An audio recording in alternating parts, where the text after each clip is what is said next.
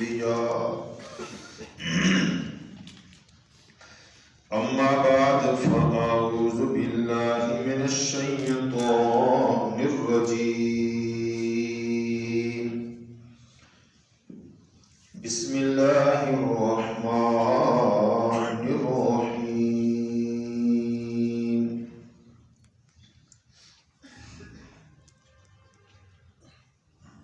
قل من حرم زينة الله التي أخرج لعباده والطيبات من الرزق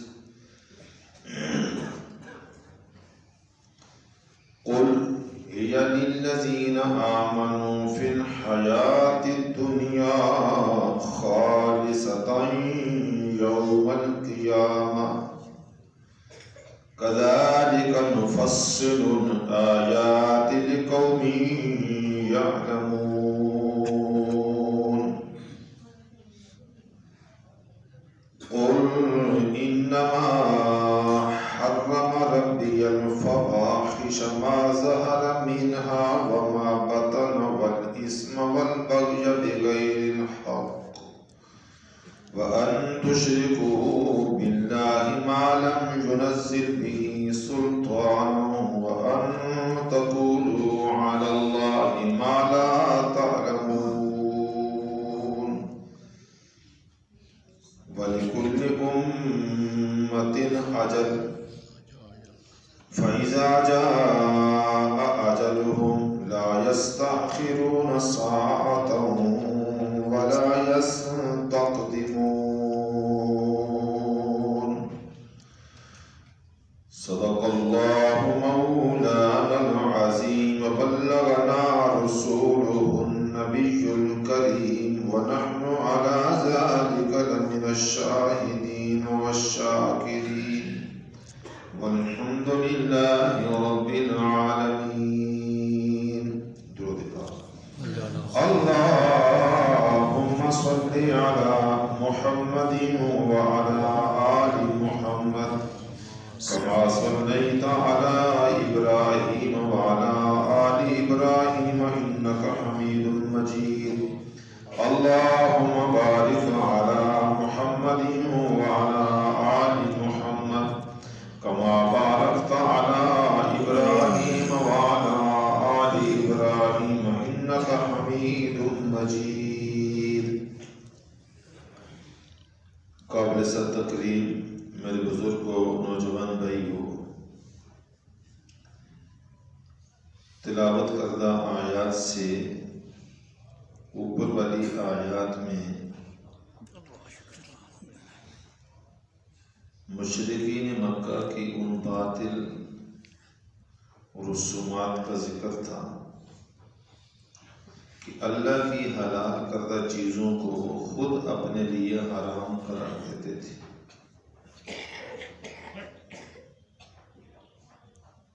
جس میں خاص طور پر اس رسم کا ذکر ہوا کہ جب باہر سے لوگ بیت اللہ کے طواف کے لیے آتے تو کپڑے پہن کر طواف کرنے کو وہ حرام سمجھتے، تو ننگا ہو کر طواف کرتے، اور شیطان نے دلیل یہ سمجھا دی تھی کہ ان کپڑوں میں تم چونکہ گناہوں کی زندگی اختیار کرتے ہو، لہذا یہ گناہوں والا لباس پہن کر اللہ کے گھر کا طواف کرنا اچھی بات نہیں ہے، ننگے ہو کے طواف کرو۔ شیطان ہمیشہ الٹی پٹی پڑھاتا ہے۔ دوسرا ان کے اندر یہ بھی شیطان نے بات بٹھا دی کہ تم حرم کی عبادت کے لیے آئے ہو، یہاں جو گھر کے اندر کھانے پینے کی ایک عیاشی ہوتی ہے، سہولت ہوتی ہے، وہ یہاں چھوڑ دو۔ تو یہ گوشت کھانا عمرے کے سفر میں یا حج کے سفر میں بیت اللہ کے طواف کے لیے آنے میں گوشت کو، انڈوں کو اور اس طرح کی اچھی جو چیزیں تھیں ان کو اپنے لیے ممنوع سمجھتے تھے، اور کہتے تھے ہم اللہ کے گھر میں عبادت کے لیے آئے، وہ عیاشی کے لیے تھوڑی آئے۔ قرآن کریم نے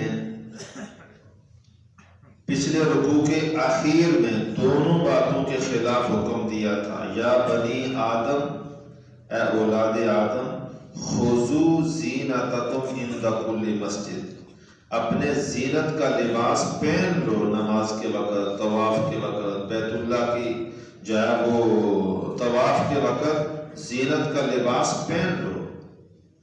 اور دوسرا، کلوا واشربوا، جو اللہ کی حلال کردہ چیزیں ہیں ان کو کھاؤ اور پیو، ولا تسرفوا، ہاں اعتدال میں رہ کر استعمال کرو، حد سے زیادہ اسراف نہ کرو، انہ لا یحب المسرفین، اللہ تعالیٰ اسراف کرنے والوں کو پسند نہیں کرتا۔ یہ بات پچھلے رکوع میں بتانے کے بعد وہ لوگ چونکہ اس رسم کو چھوڑنے پر تیار نہیں تھے، آج بھی یہی ہے، مسئلہ جتنا مرضی بتاؤ، گھر میں جا کر اپنی رسم کو لوگ پورا کرتے ہیں، رسم چھوڑنے پر تیار نہیں ہوتے۔ تو قرآن کریم نے پھر ایک سوال کیا کہ اتنے پکے کیوں ہو اس بات پر؟ کل اعلان کر دو اے محمد صلی اللہ علیہ وسلم کہ ہمارا یہ سوال ہے تم سے کہ من حرم زینت اللہ التی اخرج لعبادہ والطیبات من الرزق، کہ جو اللہ نے زینت کا لباس اپنے بندوں کے لیے پیدا کیا ہے، اس کو حرام کس نے کیا؟ والطیبات من الرزق، اور جو اللہ نے اپنے بندوں کے لیے حلال چیزیں کھانے پینے کی پیدا کی ہیں، ان کو حرام کس نے کیا؟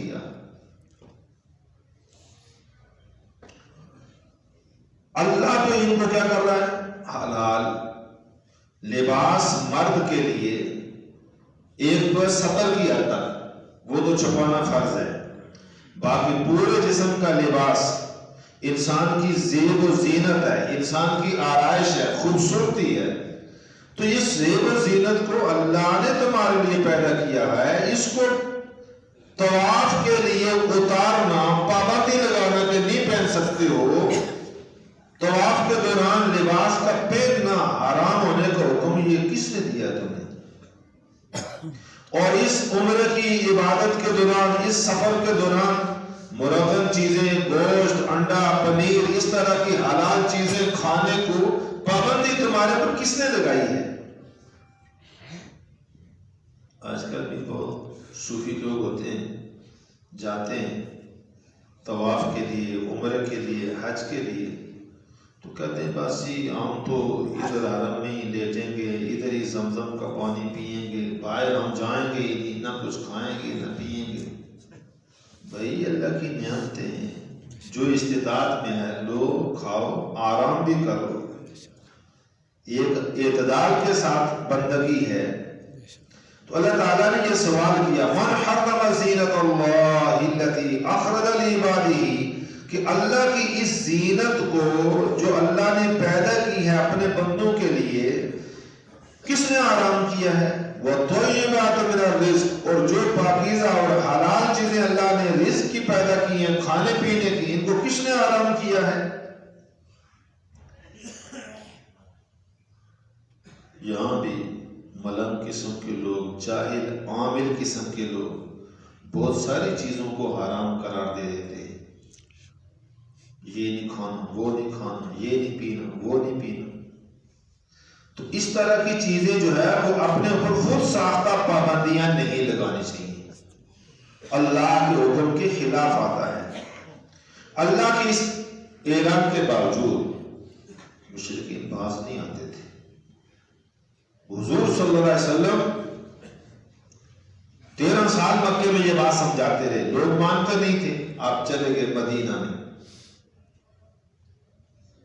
پھر مکہ فتح ہوا، اور 9 ہجری کو مسلمانوں کی قیادت میں حج ہوا، تو جو لوگ ابھی تک مسلمان نہیں ہوئے تھے وہ اس حج میں شریک تھے، اور وہ اپنی اس رسم کے مطابق بعض ننگے طواف کرنے والے اب بھی تھے۔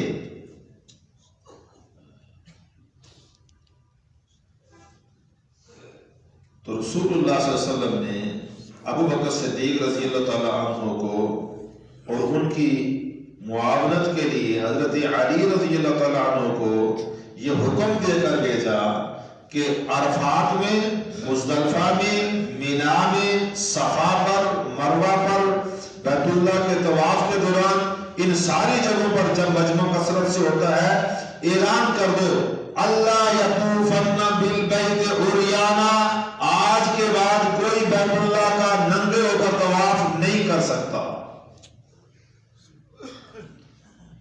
اب یہ حکومت کا اعلان ہے، چونکہ پہلے حکومت مسلمانوں کی قائم نہیں ہوئی تھی، اس لیے وہ اللہ کی پابندی لگانے کے باوجود، حضور کے بتانے کے باوجود مشرکین اپنی حرکت سے باز نہیں آتے تھے۔ جب قوت نافذہ اسلام کی آئی تو پابندی لگ گئی، آج کے بعد کوئی بیت اللہ کا ننگا طواف، اور الحمدللہ تب کی پابندی سے لے کر آج 1400 سال گزر گئے، کسی کی جرأت نہیں ہے وہاں جا کر ایسی حرکت دوبارہ کرے۔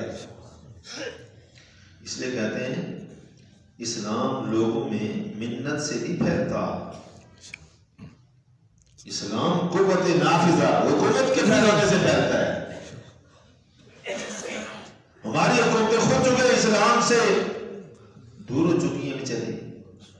اب معاشی بحران کس طرح ملک کے اندر سیلاب کی طرح بڑھ رہا ہے، اور ہم اس معاشی بحران سے نکلنے کے لیے سود کو بڑھا رہے ہیں۔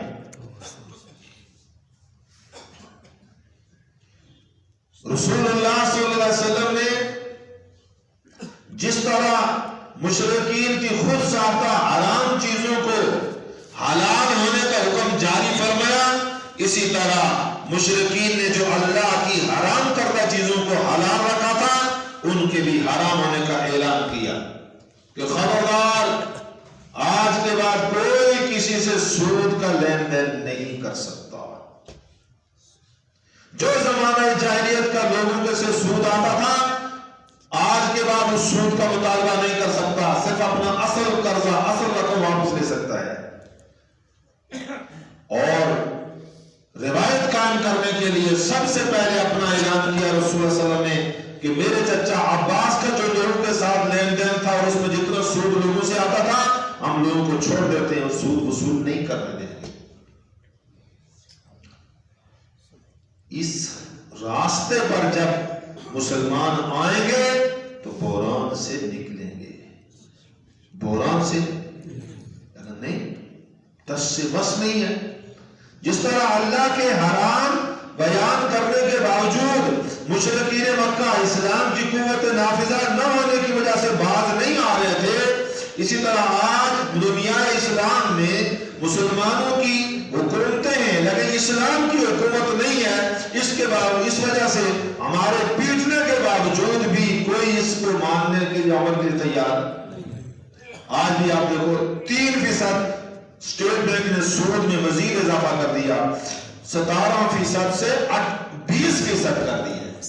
ان کا IMF کے ساتھ جھگڑا چل رہا تھا، یہ کہتے تھے ہم 18% کر سکتے ہیں، زیادہ نہیں کریں گے، اس نے کہا نہیں 20% کرو، انہوں نے کہا چلو ٹھیک ہے 20% کرو۔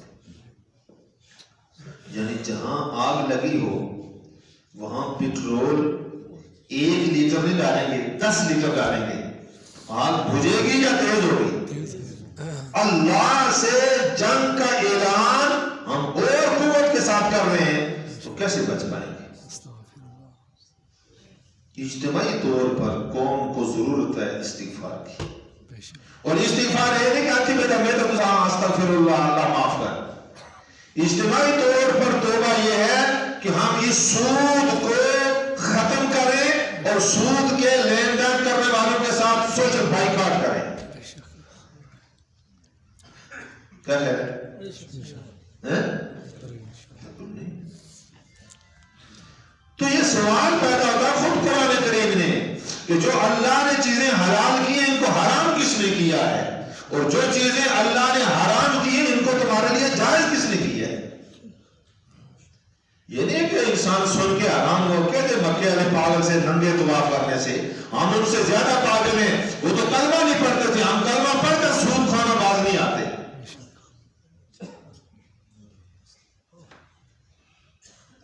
ہم کلمہ پڑھ کر ان باتوں سے باز نہیں آتے جن باتوں سے اسلام نے ہم کو روکا، وہ تو کلمہ نہیں پڑھتے تھے۔ اللہ حفاظت فرمائے. بہت مشکل بات ہے. فرمایا قل اے محمد صلی اللہ علیہ وسلم ان سے سوال کرو من حرم زینت اللہ التي اخرج للعباد والطیبات من الرزق.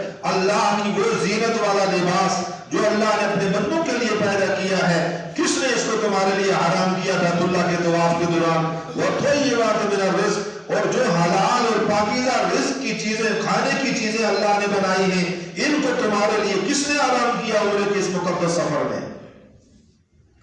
قل فرمایا یہ جواب نہیں دیں گے, خود ان سے کہو یا للذین آمنوا فی الحیات الدنیا خالصتا یوم القیامہ.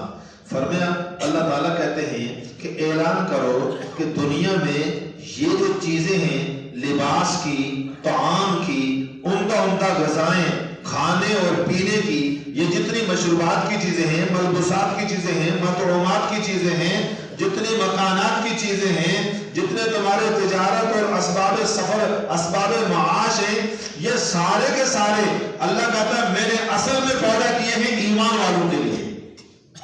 قل کہہ دو یہ ساری چیزیں للذین آمنوا, کس کے لیے ہیں؟ ایمان والوں کے لیے ہیں. کافروں کو دنیا میں ایمان والوں کی برکت سے کھانے پینے کی اجازت ملی ہے. اور فرمایا جب قیامت قائم ہو جائے گی تو پھر وہاں پابندی لگ جائے گی خالصتا یوم القیامہ, قیامت کے دن یہ حلال چیزیں کھانے پینے کی, لباس کی, ان ساری چیزوں کی یہ خالص ایمان والوں کے لیے ہوگی. دنیا میں کافروں کو بھی ملتا ہے لیکن مسلمانوں کے ساتھ طبعاً ملتا ہے, ان کو بھی فائدہ ہوتا ہے. لیکن قیامت کے دن اللہ تعالیٰ ان کے لیے کیا کر دے گا؟ آگے چل کر آئے گا اگلے رکوع میں کہ جنت کی نعمتیں جہنمی جنت والوں سے ایک مکالمے کے دوران سوال کریں گے تو جنتی ان کو بتا دیں گے ان اللہ حرمہما علی الکافرین, اللہ نے یہ کھانے پینے کی ساری حلال طیب چیزیں کافروں کے لیے حرام کر دی, وہاں نہیں مل سکتی. تو دنیا میں کافر جو کھا رہے ہیں, پی رہے ہیں, عیاشی کر رہے ہیں, یہ مسلمانوں کی برکت سے کر رہے ہیں. کوئی کہہ دے یا للذین آمنوا فی الحیات الدنیا, یہ زیور زینت, یہ لباس, یہ کھانے پینے کی چیزیں ایمان والوں کے لیے اللہ نے پیدا کی ہیں, یعنی اصلی استحقاق ایمان والوں کا ہے, تب ان کافروں کو بھی فائدے کی اجازت ہے. فی الحیات الدنیا, دنیا کی زندگی میں, خالصتا یوم القیامہ, خالص ملے گی یہ چیزیں قیامت کے دن ایمان والوں کو. کذالک نفصل الآیات, اس طرح اللہ تعالیٰ کہتے ہیں ہم نے مسئلے کو کھول کر بیان کر دیا, پوری تفصیل سے بیان کر دیا. لقوم یعلمون, اس قوم کے لیے جو جانے, جس کو یقین ہو کہ یہ اللہ کا حکم ہے, یہ قرآن اللہ کا نازل ہوا ہے اور مسئلہ یہ اللہ کی طرف سے بیان ہوا ہے, اس پر عمل کے لیے تیار ہو جائے, اس کو تو اس کا فائدہ ہوگا. باقی اسی طرح ہے. اب وہ حرام کرتے تھے لباس کو طواف کے دوران اور عمرے کے سفر میں یا حج کے سفر میں عمدہ غذائیں اور اچھے کھانے پینے کو اپنے لیے حرام کرتے تھے, یہ استعمال نہیں کرتے تھے. اور اس کے مقابلے میں جو چیزیں اللہ نے حرام کی ہیں ان کو وہ استعمال کرتے تھے. جیسے ہمارے دیکھو احل اللہ البیع وحرم الربا, صاف قرآن کی آیت ہے کہ اللہ نے جو بیع ہے, یہ جو آپ کاروبار کرتے ہیں, بازار میں تجارت کرتے ہیں, پیسے لے جا کر منڈی سے سامان خرید کے لاتے ہیں, پھر یہاں بیچ کر واپس دوبارہ پیسے لیتے ہیں, لا کر بیچ کر جا کر سامان لایا, یہاں آ کر فروخت کیا اور پھر اس کو 1.25 روپیہ دوبارہ جمع ہو گیا, 1 لاکھ کے ساتھ 25,000 اس کو پیسے مل گئے. یہی لاکھ کسی کو دے کر واپس 1,25,000 لے, تو شریعت کہتی ہے یہ سودے کی صورت میں بیچ کر 25,000 روپیہ پرافٹ کمانا حلال ہے اور نقدی کی صورت میں 25,000 روپیہ پرافٹ کمانا یہ حرام ہے. تو مشرکین مکہ سوال کرتے تھے کہ یہ کیا بات ہوئی, یہاں بھی نفع 25,000 ہے دکان میں اور یہاں بھی 25,000 روپیہ نفع ملا ہے نقدی لاکھ کے ساتھ, تو اس کو آپ حرام کہتے ہیں, اس کو آپ حلال کہتے ہیں. تو جواب آسمان سے آیا, بس اللہ کی مرضی. احل اللہ البیع, اللہ نے اس بیع کی صورت میں اس نفع کو حلال کیا ہے, وحرم الربا, اور نقدی کے ساتھ 25,000 پہ نفع کو اللہ نے حرام کیا ہے. اللہ نے اس کو حلال کیا ہے, اس کو. تو یہ حلال کاروبار چھوڑ کر حرام کرتے ہیں. باز آتے. تو جو اللہ نے حلال کیا ہے اس کو حرام سمجھتے ہیں, اور جو اللہ نے حرام کیا ہے اس کو حلال سمجھتے ہیں. تو قرآن نے بتایا, اور ہم بتاتے ہیں اللہ نے حرام کیا ہے. 5 چیزوں کا ذکر کیا آنے والی آیت میں. یہ پیچھے گزر چکا ہے, اس لیے توجہ کے ساتھ اختصار سے سنیں. قل, فرمایا سنو, اللہ نے کیا حرام کیا. انما حرم ربی الفواحش ما ظہر منها وما بطن. میرے رب نے حرام کیا ہے فاحش چیزوں کو, جو سامنے ہو اور جو پوشیدہ ہوں. اللہ نے فواحش کو حرام کیا ہے. فواحش یہ جمع ہے فاحش کی, اور فاحش ماخوذ ہے فحش سے, اور فحش عربی میں کہتے ہیں ننگے ہونے کو. کس کو؟ کس کو؟ ننگے ہونے کو. تو یہ بیت اللہ کا طواف کرتے تھے کیا ہو کے؟ تو اللہ نے کہا یہ تو فحش کام اللہ نے حرام کیا, تم اس کو حلال سمجھتے ہو. زنا کو بھی فحش کہا گیا ہے. کیوں؟ کہ زنا کے وقت اس کو لباس اتارنا پڑتا ہے, ایک دوسرے کے سامنے ننگا ہونا پڑتا ہے. تو قرآن نے اس کو بھی فاحش کہا ہے. ینہا عن الفحشاء والمنکر والبغی, اللہ نے کہا فحش کو اللہ نے منع کیا ہے. تو جو فواحش کام تھے ما ظہر منہا, سامنے, اللہ نے ان کو منع کیا ہے. وما بطن, اور جو پوشیدہ ہیں اللہ نے ان کو منع کیا ہے. یعنی جو فحش کی باتیں, جسم کا ننگا کرنا, لباس بڑے نہ پہننا, اور زیب و زینت کا حصہ عورتوں کا مردوں کے سامنے ظاہر کر کے بازاروں میں آ جانا, یہ فواحش ما ظہر منہا, سامنے سامنے. اور آج کل تو سوشل میڈیا پر عجیب و غریب قسم کی تصاویر بنا کر ننگے بدن کی وہ چڑھائی جاتی ہیں. یہ ہے ظاہری طور پر فحش کام کرنا, اللہ نے اس کو حرام کیا ہے. اور وما بطن سے مراد ہے تنہائی میں, پوشیدگی میں, کوئی فوٹو نہیں بنایا, بس آپس میں مل کر جو تنہائی میں گناہ کیا, اللہ نے اس کو بھی حرام کیا ہے. تو جو سامنے ہے لوگوں کے وہ بھی, اور جو تنہائی میں ہے وہ بھی حرام. دوسرا فرمایا والاسم, اللہ نے گناہ کو حرام کیا ہے. اسم سے مراد مطلق گناہ ہے, اس میں جھوٹ بھی شامل ہے, اس میں ہر طرح کا ظلم شامل ہے, غیبت, حسد, چغلی, کینہ, قتل و غارت, یہ سب اس میں شامل ہے. والبغی بغیر الحق, تیسری بات فرمائی کہ ناحق قسم کی زیادتی کرنا, حقوق العباد, مسلمانوں کے اندر ظلم کرنا, ناجائز زیادتی کرنا, اللہ نے اس کو حرام کیا ہے. چوتھی بات فرمائی وَأَن تُشْرِكُوا بِاللَّهِ مَا لَمْ يُنَزِّلْ بِهِ سُلْطَانًا, کہ اللہ کے ساتھ کسی کو شریک ٹھہرانا جس کے جائز ہونے کی اللہ نے کوئی دلیل آسمان سے اتاری ہی نہیں, بنا دلیل زمین پر مخلوق کو اللہ کی ذات اور صفات میں شریک ٹھہرانا, اللہ نے اس کو حرام کیا ہے. اور پانچویں بات فرمائی وَأَن تَقُولُوا عَلَى اللَّهِ مَا لَا تَعْلَمُونَ, اور اللہ کے اوپر وہ بات کہنا جھوٹ جس کا اللہ کی طرف سے آنا تمہارے پاس کوئی علم نہیں ہے, وہ تم کو یہ اللہ کی طرف سے ہے, یہ گناہ حرام ہے.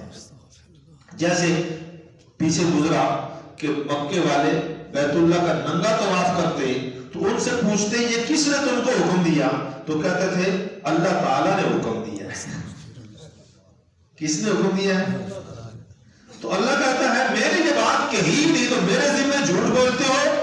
حرام ہے زمین پر بندوں کے لیے اللہ کے ذمہ وہ بات کو جو اللہ نے, جیسے مرزا غلام محمد قادیانی کہتا ہے اللہ نے مجھے کیا بنایا ہے, اللہ نے تو وہ نبی, تو حرام ہے نا اللہ کے وہ جھوٹ بولنا. قرآن کریم نے کہا من اظلم ممن افترى علی اللہ کذبا, اس سے بڑا ظالم کون ہے جو اللہ کے ذمہ جھوٹ بولے. او قال, اس سے بڑا ظالم کون ہے جو یہ بات کہ اوحی الی شيء عالم اللہ کو تک کوئی وہی یہ دو گل سمجھ یہ ٹھیک نا تو سارے دو سارے چ نہیں ہیں اللہ ہم سب کو اس پر عمل کی توفیق عطا فرمائے لیکن تیسری بات جو چھپی ہوئی یہاں موجود ہے ہم سب میں اور ہم اس کو نہیں سمجھتے یہ اللہ کے اوپر جھوٹ بولنا ہے اور یہ حرام ہے کیا جھوٹی قسم جھوٹی بولو تس بولو نا مسئلہ یہ کوئی تقریر تھوڑی ہے سبق ہے ہمارا ایمان کا مذاکرہ ہے ہمارا ایمان کن چیزوں سے آلودہ ہوتا ہے جھوٹی تو قسم آدمی کھاتا کس کے نام کی غیر کی قسم کھائے وہ تو شرک ہے حضور فرمایا من حلف لغیر اللہ فقد اشرک جو اللہ کے غیر کی قسم کھاتا ہے وہ شرک کرتا ہے کوئی آدمی کہے پیر کی قسم اس نے شرک کیا کوئی کہتا ابا کی قسم شرک کیا کوئی کہتا ماں کی قسم شرک کیا کوئی کہتا نبی کی قسم شرک کیا اس نے وہ تو سب بات ہے اللہ کے نام کی قسم کھانا شرک نہیں ہے لیکن جھوٹی قسم کھائے تو سننے والا سمجھتا ہے بھائی اللہ نے قسم کھائی رہا ہوں تو ٹھیک ہے اسی نا تو اللہ کے ذمہ گویا اس نے جھوٹ بولا ان تقولوا علی اللہ ما لا تعلمون تو جھوٹی قسم کھانا گناہ کبیرہ ہے عربی میں قسم کو یمین کہتے ہیں کیا یمین اور یمین کی فقہاء نے 3 قسمیں بیان کی ہیں اور اس میں جھوٹی قسم کو یمین غموس کہا ہے غموس عربی میں یہ غمس سے ہے اور غمس کا معنی ہے پانی کے اندر پورا ڈوب جانا اس طرح کے سر سے لے کر پاؤں تک پورا جسم پانی کے اندر اتر جائے ہر چیز گیلی ہو جائے تو گناہ کی وادی میں جھوٹی قسم کھا کر پورا ڈوب جاتا ہے اس لیے حضور نے تو فرمایا کہ جو تاجر قسم اٹھا کر سودا بیچے ہم نے نہیں کہا قسم اٹھاؤ اور خود ہی قسم اٹھا کر سودا بیچتا ہے وہ جھوٹ بولتا ہے کیا بولتا ہے جھوٹ بولتا ہے تو ہمیں اس بات کا خیال رکھنا چاہیے ہم اپنے دل میں آج تک جو ہوا سچے دل سے توبہ کریں یا اللہ آج تک جو جھوٹی قسمیں کھائیں ہم توبہ کرتے ہیں آئندہ زندگی میں کبھی جھوٹی قسم بس گناہ معاف ہو گئے پچھلے سارے آئندہ ہم پکا ارادہ کریں ہم اپنی زندگی کے اندر اپنے گھر کے اندر اپنے باہر اپنے معاشرے میں لین دین میں تجارت میں معاملات میں اپنے عزیزوں کے ساتھ اپنے معاملات میں ہم کبھی جھوٹی قسم پہلی بات تو یہ کہ جھوٹ ہی نہیں بولنا چاہیے لیکن جھوٹ کے اندر جھوٹی قسم کھانا یہ سے بھی بڑا گناہ ہے وَأَن تَقُولُوا عَلَى اللَّهِ مَا لَا تَعْلَمُونَ اللہ نے حرام کیا اس بات کو کہ اللہ کے ذمہ وہ بات تو ہو جو تم جانتے جیسے وہ اپنے پاس سے بعض چیزوں کو حرام کو حلال کہہ رہے تھے اور حلال کو حرام کہہ رہے تھے اب مشرکین مکہ کو جب ان باتوں سے روکا جاتا روکتے تو وہ تھے نہیں آگے سے کہتے ہم نہیں مانتے جب ان کو بتایا جاتا کہ اگر نہیں مانتے تو موت کا وقت آئے گا قیامت آئے گی پھر پکڑے جاؤ گے تو وہ کہتے کب آئے گی تو قرآن نے اس کا جواب دیا وَلِكُلِّ أُمَّةٍ أَجَلٌ ہر امت کا ایک وقت مقرر ہے دنیا میں ہر ایک کا ایک ٹائم مقرر ہے میرا بھی وقت مقرر ہے آپ کا بھی وقت مقرر ہے ہم سے پہلے کتنے ان صفوں میں نماز پڑھنے والے اٹھ چکے ہیں نا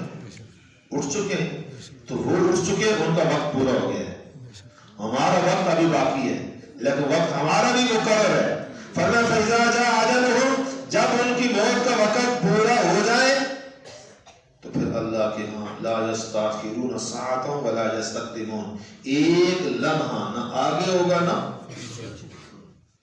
ایک گھڑی نہ آگے نہ پیچھے اچھا یہ بات تو سمجھ میں آتی ہے کہ آگے ہونے کی نفی ہو رہی ہے کہ 60 سال اس کی عمر تھی ایک دن بھی آگے نہیں ہوگا ایک منٹ بھی آگے نہیں ہوگا ایک گھڑی بھی آگے لیکن قرآن نے کہا پیچھے بھی نہیں ہوگی تو پیچھے کیسے ہوگی جب 60 سال پورا ہو چکا ہے تو پھر 60 سے پیچھے 59 کیسے ہوگا اللہ نے کہا دونوں باتیں آگے بھی نہیں ہوگا پیچھے بھی مفسرین نے اس کا جواب دیا ہے کہ اللہ تعالیٰ بندوں کو سمجھانے کے لیے کبھی کبھی انسانی محاورے میں کلام کرتا ہے. اللہ تعالیٰ بندوں کو سمجھانے کے لیے انسانی محاورے میں کلام کرتا ہے. میرے اور آپ کے محاورے میں کہ ہم جاتے ہیں دکان پر, چیز پسند کرتے ہیں, قیمت پوچھتے ہیں تو دکاندار کہتا ہے یہ چیز 100 روپے کی ہے. ہم کہتے ہیں کوئی کمی بیشی نہیں ہوگی. دونوں لفظ بولتے ہیں, کمی بیشی. تو کمی کا معنی 100 سے اور بیشی کا معنی 100 سے. سچ دسو ہم تسی نے دلا چ ہونا کہ 110 سے نہیں چھڑا ہے. دل میں صرف ایک بات ہوتی ہے, کس کی؟ کمی کی. لیکن ساتھ بولتا ہے بیشی کا جملہ بھی. اللہ نے انسانی محاورے میں سمجھایا ہے کہ آگے کی نفی ہو رہی ہے لیکن ساتھ پیچھے کی بات بھی بولتی. لا یستاخرون ساعۃ ولا یستقدمون. ایک گھڑی بھی آگے اور پیچھے. وقت پورا ہو گیا, دکان کھلی ہے, بند کرنے کی اجازت نہیں ہے. وقت پورا ہو گیا, گاڑی کے اوپر ایک پاؤں رکھا ہے ایک نیچے ہے, اٹھانے کی اجازت نہیں ہے. وقت پورا ہو گیا, گھر میں بیٹی جوان ہے, رخصتی دینی ہے, اجازت نہیں ہے کہ یہ کام ختم کر کے آؤ. اور اللہ نے یہ اتنا ٹف نظام اس لیے رکھا ہے کہ اگر لوگوں کی دنیا کی ضرورتیں اور حاجتیں پوری کرنے کے لیے ان کو مہلت کے ساتھ ہوگا, پھر تو کوئی مرے ہے, قوم کا ختم ہونے ہی, پھر تو کوئی نہ مرتا. لیکن اللہ نے یہ کہہ دیا ہے فَإِذَا جَاءَ أَجَلُهُمْ کہ ہر ایک کی موت کا وقت مقرر ہے.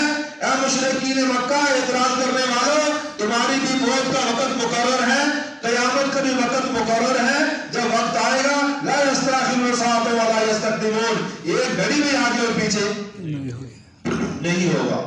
اب پیچھے آدم علیہ السلام کے زمین پر آنے کا حکم تھا. درمیان میں یہ تفصیل بیان کرنے کے بعد قرآن نے اس حکم کو دوبارہ ذکر کیا. فرمایا یا بنی آدم, اے اولاد آدم, تم کو زمین پر اللہ نے بھیج دیا ہے. اِمَّا يَأْتِيَنَّكُمْ رُسُلٌ مِّنكُمْ, ضرور تمہارے پاس تم ہی میں سے رسول آئیں گے. رسول منکم, تم سے ہی رسول آئیں گے, یعنی آنے والا جو تمہیں سمجھانے والا رسول ہوگا وہ تمہارے ہی جنس میں سے ہوگا, وہ انسان ہی ہوگا. یقصون علیکم آیاتی, وہ میری آیات کو تمہارے سامنے پڑھ کر سنایا کرے گا, جیسے ہم قرآن پڑھ کر سنا رہے ہیں. مجمع سارا سامنے بیٹھا ہے لیکن جتنے گلوں قرآن آنا وہ سارا مجمع مننا بھائی آنے نہیں, آہو مننا, آہو مننا. کمی عمل میں ہے. کمی کس میں ہے؟ اگر ایسا ہم نہ مننے تو ایمان تو گیا. مننا سے سارے تھا کہ جو اللہ نے حکم تھا. کمی کس میں ہے؟ عمل میں ہے. اللہ ہمیں عمل کی بھی توفیق عطا فرمائے. 100% فرمایا یقصون علیکم آیاتی, میرے رسول تم میں سے تمہارے پاس آئیں گے, میری آیات کو پڑھ کر تم پر سنائیں گے. وہ حضرت آدم علیہ السلام سے لے کر امام الانبیاء سیدنا و مولانا محمد رسول اللہ صلی اللہ علیہ وسلم تک یہ سلسلہ جاری رہا. رسول آتے رہے. لیکن اس آیت کی بنیاد پر قادیانی دھوکہ دیتے ہیں کہ اللہ قرآن میں کہتا ہے میرے رسول تم میں سے تمہاری طرف آئیں گے, جو پڑھ کر تمہیں سنائیں گے. تو حضور کے بعد اب کوئی رسول ابھی تک نہیں آیا, تو میں رسول آ گیا ہوں. خود قرآن میں ہے, خود قرآن میں ہے کہ رسول آتے رہیں گے تم میں سے, تو میں بھی رسولوں میں سے رسول آ گیا ہوں. تو اب اس کا جواب یہ ہے کہ قرآن کریم نے ہی ہمیں بتایا کہ رسول آتے تھے لیکن حضور پر دروازہ بند ہو گیا. یہ بات کس نے بتائی؟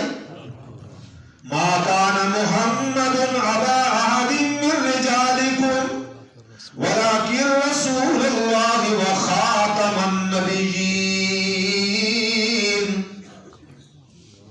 انبیاء آتے رہے، ہر نبی اپنے سے پہلے کی تصدیق کرتا رہا، اپنے سے بعد آنے والے نبی کی خوشخبری سناتا رہا، حتیٰ کہ حضرت عیسیٰ علیہ السلام کا قرآن میں ذکر ہے کہ عیسیٰ علیہ السلام نے اپنی قوم کے سامنے خطاب کرتے ہوئے فرمایا مبشرا برسول یاتی من بعدی، میں ایک رسول کی خوشخبری سنا رہا ہوں تمہیں میرے بعد آئے گا، اسمہ احمد، اس کا نام احمد ہے۔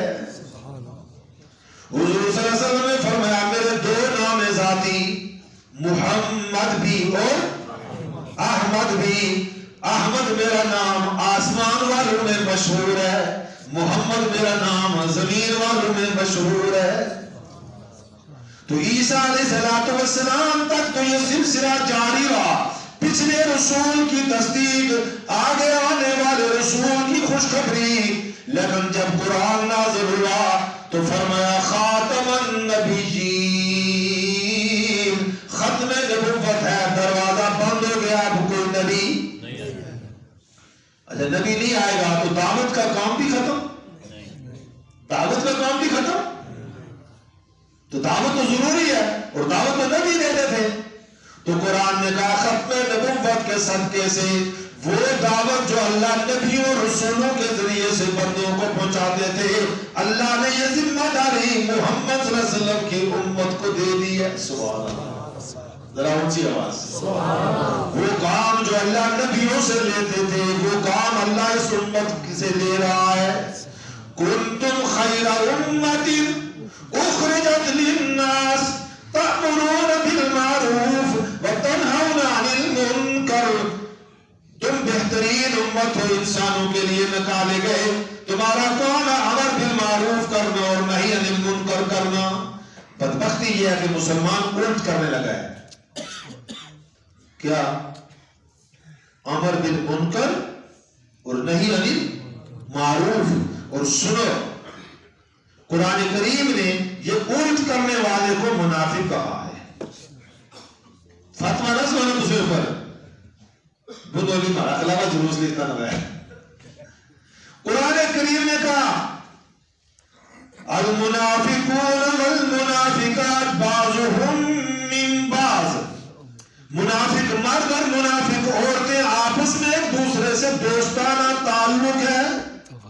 یأمرون بالمنکر وینہون عن المعروف، وہ ایک دوسرے کو منکر کا حکم دیتے ہیں، معروف سے روکتے ہیں۔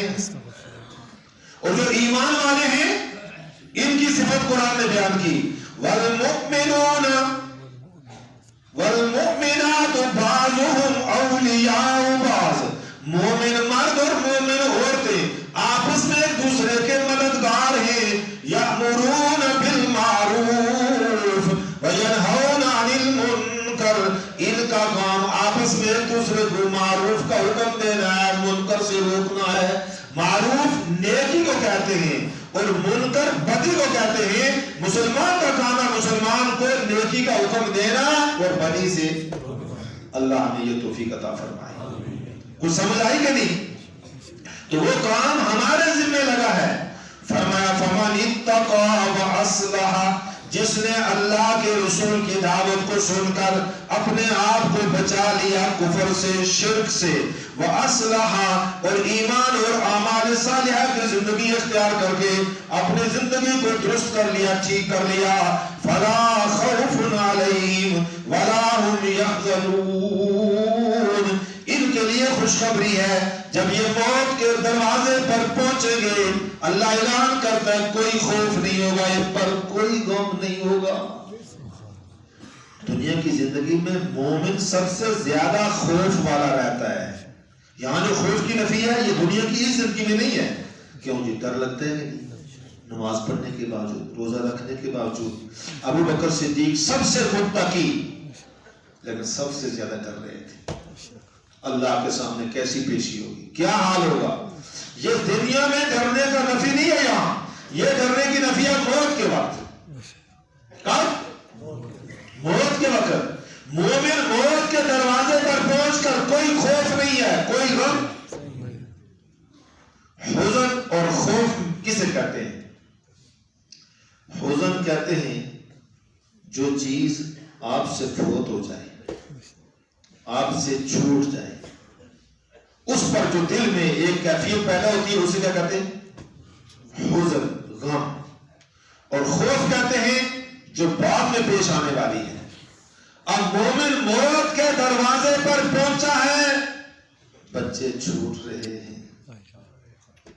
بیوی چھوٹ رہی ہے، والدین چھوٹ رہے ہیں، مال و دولت چھوٹ رہا ہے، دنیا کے یہ مکان چھوٹ رہے ہیں، لیکن انہیں ان کے چھوٹنے کا ذرہ بھر دل میں کوئی افسوس نہیں، کوئی غم نہیں۔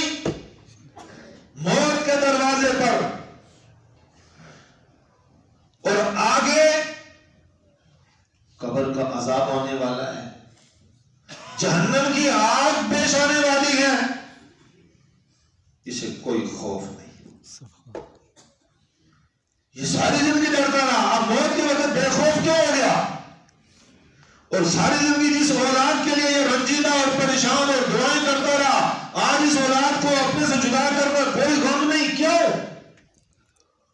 فرمایا موت کے وقت دنیا کی آنکھیں بند، آخرت کی آنکھیں کھلتی ہیں، اس کو اپنا جنت کا ٹھکانہ یاد آ جاتا ہے، اس کو وہ سارا منظر نظر آ جاتا ہے، دنیا کے مقابلے میں وہ آخرت کی نعمتیں نظر آتی ہیں، اب ان میں جانا اور دنیا ناپائیدار کو چھوڑنا اس کے لیے آسان ہو جاتا ہے۔ اللہ یہ سعادت نصیب فرما دے، اللہ یہ سعادت نصیب فرما دے۔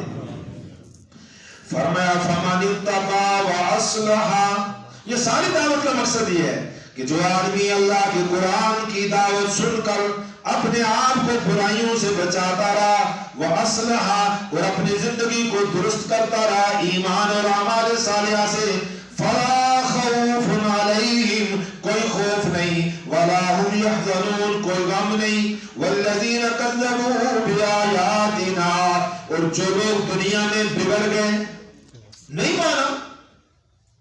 آج بھی کتنے لوگ کہتے ہیں چلو جی مولوی سب کو رکھ سے بتانے دے، ایوہ ڈرائی مارنے ہیں، استغفار۔ والذین کذبوا بآیاتنا، جن لوگوں نے ہمارے قرآن کو جھوٹا کہہ دیا، ہماری آیات کی تکذیب کر دی، واستکبروا عنہا، قرآن کو قبول کرنے سے، عمل کرنے سے تکبر کیا، اپنے آپ کو بڑا سمجھا، اللہ فرماتے ہیں موت کے دروازے پر آئے، اولئک اصحاب النار، یہ دوزخ والے ہیں۔ یہ جب موت کے دروازے پر پہنچے گا تو اس کو اس وقت جو خوف لائق ہوگا اس کا تصور نہیں کر سکتا۔ کیوں؟ سامنے فرشتے نظر آ جائیں گے اور بڑی ڈراؤنی شکل میں سامنے آئیں گے اور بڑے سخت لہجے میں اس کے سامنے آ کر گفتگو کریں گے۔ فرمایا ہم فیہا خالدون، اس میں یہ ہمیشہ رہیں گے۔ کیوں؟ ظلم کیا ہے؟ فمن اظلم ممن افترى على الله كذبا او كذب بآياته، قرآن وہ نقشہ بیان کر رہا ہے، اس سے بڑا ظالم کون ہے جو اللہ کے ذمے جھوٹ کر رہا ہے، او كذب بآياته، یا اللہ کے قرآن کی تکذیب کر رہا ہے۔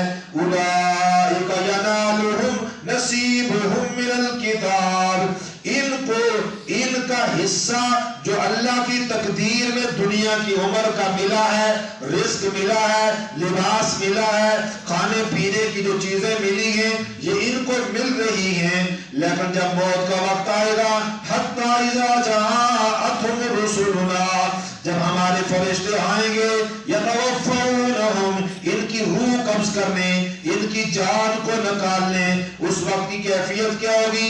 قالوا، آنے والے فرشتے مرنے والے کافروں سے خطاب کریں گے، اینما کنتم تدعون من دون اللہ، اوئے تم جن کو سجدے کر کے اپنا حاجت روا اور مشکل کے ساتھ سمجھتے تھے، کدھر ہے؟ ہم تمہیں پکڑنے آ گئے۔ مثال نہ گل سمجھ کی تھی، بعض اوقات بندہ آزاد جاتے ہو نا کسا وڈیرے دی سرپرستی ہونی تو پھر پچھی ایکچولی دیکھنا نکا بڑا اس کی جڑا کوئی سمجھایا تھا جل میرا تم کچھ نقصان نہیں کر سکتے. کیوں؟ پیچھے پشت پر وڈیرا کھڑا ہے, صاحب کھڑا ہے, چودھری کھڑا ہے, پیچھے میرا تحفظ کرنے والا. تو جدو قدرت کڑے کئی پھسی آ تو اگلے پوڑی تا نہیں سٹیا حوالہ تو راتی 2 بجے پوڑائے کون تو نال مارنے لیت تردانے کون دے ہوئے بلائے سنو ہے کہ نہیں؟ فرشتے کہتے ہیں اینما کنتم تدعون من دون اللہ. موت کے وقت ابھی روح نکلی نہیں. اینما کنتم تدعون من دون اللہ, جن کو تم اللہ کے سوا پکارتے تھے اپنی حاجتوں میں, مشکلات میں, جن کو تم مشکل کشا سمجھتے تھے, کہتے تھے یہ ہمیں اللہ کے عذاب سے چھڑا لیں گے, تم کہتے تھے یہ ہمارے اللہ کے سفارشی ہیں, کدھر ہیں؟ تو قرآن کہتا ہے قالو کہیں گے ذلو عنا, دسنا کوئی نہیں. ذلو عنا یہ پہاڑی میں نے معنی کیا ہے, دسنا کوئی نہیں. سب ہم سے کیا ہو گئے؟ گم ہو گئے, غائب, اب تو کوئی نظر. وَشَهِدُوا عَلَىٰ أَنفُسِهِمْ, اقرار کریں گے اپنے خلاف کہ واقعی انہم کانوا کافرین, بے شک ہم ہی کافر تھے, ہم ہی کافر تھے. جبکہ مکے میں ساری زندگی وہ حضور کو اور مسلمانوں کو غلط سمجھتے رہے. آج بھی دنیا کا کافر ہم مسلمانوں کو غلط سمجھتا ہے, ہم کو دہشت گرد سمجھتا ہے. وہ کہتا ہے دنیا کا امن اس مولوی نے خراب کیا ہے, لیکن موت کے وقت فیصلہ ہو جائے گا. انہم کانوا کافرین, خود کہے گا میں کیا تھا, کہتے ہیں جا میں وہ جو سر چڑھ کے بولے, کفر وہ کہ خود مان لیا میں کیا تھا, کافر تھا. قرآن کہتا ہے قال, پھر اس وقت رب تعالیٰ کہے گا یا وہ اللہ کا فرشتہ ان سے کہے گا ادخلوا فی امم, ادخلوا فی امم, ان لوگوں میں داخل ہو جاؤ قد خلت من قبلکم, جو تم سے پہلے جا چکے ہیں جہنم کی طرف, من الجن والانس فی النار, تم سے پہلے جتنے کافر مارے سب جہنم میں, جتنے شیطان جن مارے سب جہنم میں, تم بھی جاؤ جہنم میں. اللہ اس سے معاف کرے. چلنے والے اٹھو, نالنا چلنا ہی چلنا رہے سی. یہ مہانت ایسی اگلی جماعت کو لعنت کرے گی. کیا کرے گی؟ کہ لعنت ہو تم پر, تم پہلے دنیا میں آئے تھے, ہم تمہاری اولادیں ہوئے, خود بھی تم کافر تھے, ہم کو بھی کافر بنایا, خود بھی جہنم میں آئے, ہم کو بھی جہنم میں پہنچا دیا. اے آخنے میں دیکھا تھا نہیں نہ اللہ توفیق دا اتھی پہنچے نہیں. آنے جڑا کوئی پیچھے را جرم گری نا مخصوص چھوڑے نا جیل گج کے چھتا جڑے اگلے گینے ہونے ایک دم اس کی پوڑی پھینٹی لانے جو آنا بھائی کیا لانا جڑا کی آس کر لیا یا کہ تو ہی کری ہے. قیامت کے دن جب کافروں کا جتھا جہنم میں داخل ہوگا اگلے جتھے کو لعنت کرے گا. حتی اذا دارکو فیہا جميعا, یہاں تک کہ جب سارے اس میں جمع ہو جائیں گے, سب پہنچ جائیں گے, تو قالت اخراہم لأولاہم, جو پیچھے والا ہے یہ پہلے والوں کے بارے میں اللہ سے کہے گا یا اللہ یہ پہلے تھے ہم بعد میں تھے, یہ ابا تھا میں بچہ تھا, یہ لیڈر تھا میں گوجر تھا, یہ پیر تھا میں مرید تھا, یہ گدی نشین تھا میں اس کا ملنگ تھا. قالت اخراہم لأولاہم, یہ پیچھے والا پہلے والے کے لیے اللہ سے کہے گا ربنا ہؤلاء اضلونا, اے ہمارے رب انہوں نے ہم کو گمراہ کیا, انہوں نے ہم کو گمراہ کیا. تم تو بندوق اٹھا کر ایک دم سے چڑھ دوڑتے ہو, جاؤ اس مولوی کو پکڑو مارو, کیوں؟ اوپر سے آرڈر ہے.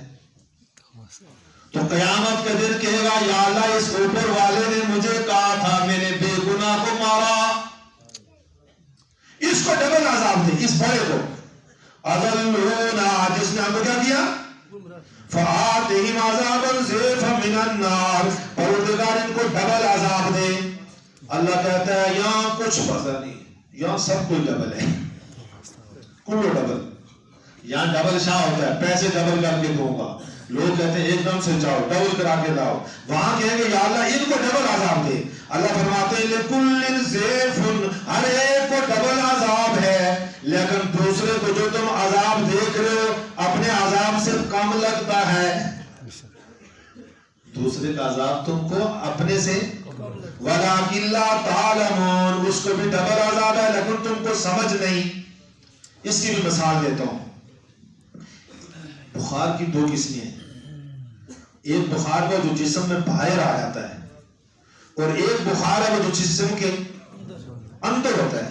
یہ باہر والا بخار اتنا تکلیف نہیں دیتا جتنا اندر والا بخار تکلیف دیتا ہے. ڈبل بخار ہے. اللہ اکبر. حضور صلی اللہ علیہ وسلم جب بخار چڑھ گیا آخر میں تو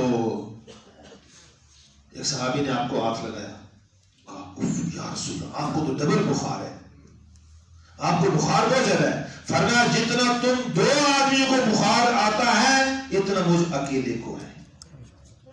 اتنا بخار ڈبل ہو گیا. تو اس صحابی نے کہا یا رسول اللہ آپ کو اجر بھی تو ڈبل ہے، آپ کو ثواب بھی تو اس کا ڈبل ہے. تو ایک بخار اندر ہے ایک باہر ہے. جس کا باہر بخار ہے آپ نے ہاتھ لگایا تو آپ کو بخار معلوم ہو گیا. ایسے کم شکایت کرتا مجھے بہت شدید بخار ہے، آپ اس کو ہاتھ لگاتے ہیں تو ہمیں تو ٹھنڈا ٹھار ہے، کوئی بخار ایک پڑھنا نیا نیا سے. اب بخار تو ہے لیکن اندر ہے، دیکھنے والے کو معلوم. یہ کہتا ہے یا اللہ اس کو ڈبل عذاب دے. اللہ کہتا ہے ڈبل تو ہے ولیکن لا تعلمون، لیکن تجھے سمجھ. وقالت اولاہم لاخراہم، یہ منظر تو بڑا عجیب ہے. پچھلے آیات پہلے تو یا اللہ ان کی کیا ہے، پہلے کی دیکھی بالے نا، پہلے دیکھی بالے نا. اللہ بڑھیا ہے کہ سارے ڈبل دا، سارے. تو قرآن کہتا ہے وقالت اولاہم لاخراہم، پہلی جماعت نے بعد والوں سے کہا کسی شکایت لیا فما کان لکم علینا من فضل، تم کو ہم پر کوئی فضیلت تو ملی نہیں. جی ہاں ایک طرح کسی استاذ کی شکایت لانا اسے دوے کترے نہیں تو تحقیق اوپر جو شکایت لائے والا بولنا دوئے گھنٹیاں لگی نا، دوئے لگی نا. تو جس نے شکایت لائی اسی مجھے اس کی آنا تو کا فائدہ ہوا شکایت لائے نا، پٹکار تو ہی لگی. قرآن سمجھاتا ہے قالت اولاہم لاخراہم، پہلے والے بعد والوں سے کہیں گے. ابا اپنے بچے سے کہے گا، لیڈر اپنے ووٹر سے کہے گا، یہ گدی نشین اپنے ملنگ سے کہے گا، گمراہ پیر اپنے گمراہ مریض سے کہے گا فما کان لکم علینا من فضل، تم کو بھی تو یہاں کوئی فضیلت نہیں ملی. فذوقوا العذاب بما کنتم تکسبون، چکھو عذاب جو تم کمائی کرتے تھے، چکھو مزے. اللہ مجھے اور آپ کو سمجھ کی توفیق عطا فرمائے.